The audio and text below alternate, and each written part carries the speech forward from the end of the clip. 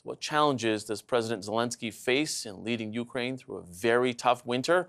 After 10 months of nightly addresses to his people, how does he keep his spirits up? Let's find out. And joining me now is Ukraine's ambassador to Canada, Yulia Kovaliv. Thank you once again for being here, Ambassador. We appreciate this. I wanted to ask you about the current situation that we're seeing, especially today in Ukraine. There are explosions in downtown Kyiv. There are also reports that Ukrainian officials have been shooting down these Iranian-made drones. What is the latest that you're hearing from officials on the ground there? Today, as it started actually back from the 10th of October, the Russia still trying to destroy the critical infrastructure using both the Iranian drones and the missile attacks. Today, for many hours, there was the siren and the alert for Kyiv region and in Kyiv, and there were 13 drones that were destroyed by air defense system, and many of them around Kyiv and Kyiv region. So part of them, they destroyed just the part of the drones destroyed one of the administrative buildings, but there were no casualties, thanks God. So Russia still continue trying to destroy the electricity grids. It's winter now, it's rather cold in Kyiv. Many people in Ukraine are still without the electricity. They get the electricity for a few hours a day only.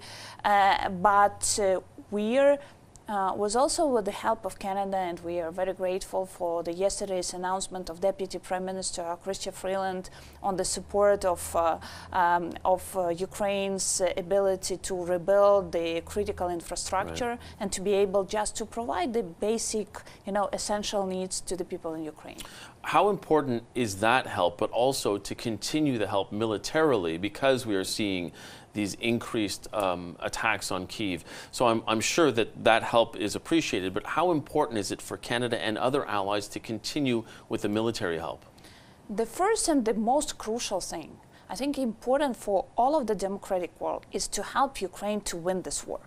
And to win this war is helping Ukraine both with the military supply, both with the training of our soldiers, and we are grateful for the Unifier program, which was just recently prolonged by the end of the next year, and also with the humanitarian support, because as we see this Russian attacks on the critical infrastructure, this what Russia is trying to do is just to make life of the Ukrainians very hard, to break the morale of Ukrainians. But still, as both on the battlefield and with these attempts, Russia is losing. The morality of Ukraine is still very high. The morale of our soldiers on the battlefield is very strong. And it is building on both their capability, the passion of Ukraine to restore our sovereign territory and just to liberate the occupied areas, but also the unity and the steadfast support of our partners gives a very significant signal to the people in Ukraine that we are not alone in this fight and the world is standing with us. But are you concerned that resolve the Ukrainian people could be tested over the winter when you consider there are apartment buildings that don't have functioning elevators? You have people that are living without heat, people that are cooking on camping stoves. How is the government going to try and make sure that they take care of the Ukrainian people enough that they continue to have that resolve? Look, there are two things what we are working on. First is the quick repair of the grids, because the most important is to provide the people with the essential things like electricity, water supply, heating.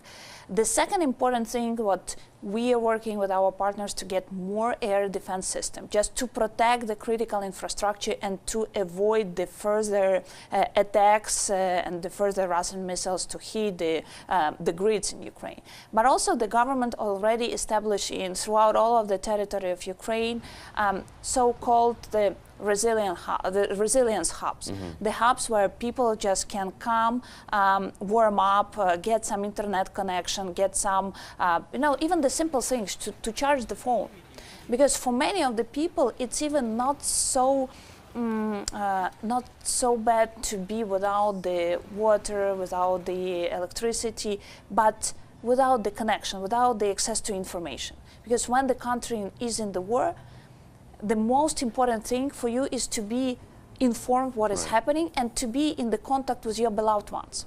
So the access to the internet connection, the access to the broadcasting, it's very important. And we do thank the government of Canada for helping us in this way too.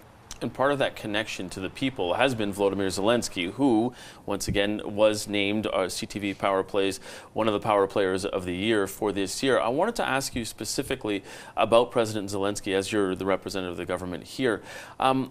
How has this war changed him as a person?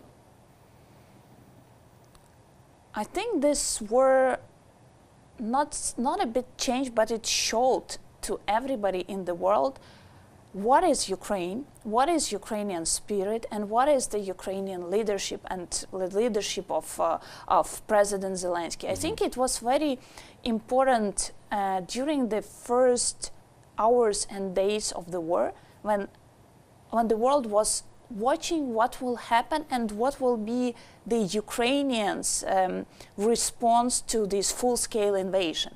And when President and his team appeared near his office and saying, we are here, we are with the people of Ukraine, we will fight for our country.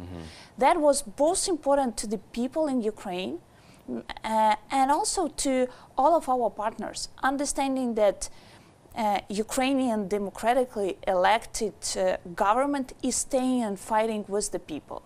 And also what is crucially important as well, we are living in the world of disinformation. And Russia for years has been spreading this disinformation around the world.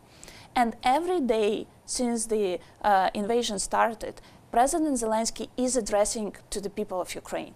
Every single evening, he is telling Ukrainians what is happening, what we've done to get the support of our partners, what has been done inside the country to repair the grids, to warm up the people. How important has that been to the people? It's crucially important to have this information of the president of the country every day addressing to the people. So the people feel this confidence, understanding what is happening, what the leadership of the country and the president himself doing to support and to make the victory of Ukraine closer. How does he keep it up in the 10 months that have passed? And how do you think going forward he will be able to keep this fight up himself? We as Ukraine want to win this war. And that is the crucial motivation for everybody, to work restless. 24/7, every day. President, government, all the rescue team, all the soldiers on the battlefield, and even ordinary Ukrainians who is going every day to job, who is paying taxes, who is creating more jobs even now during the war. This is the whole resilience of Ukrainians now. The ambassador to Canada for Ukraine, Yulia Kovaliv, thank you very much for joining us. I appreciate it as always. Thank you.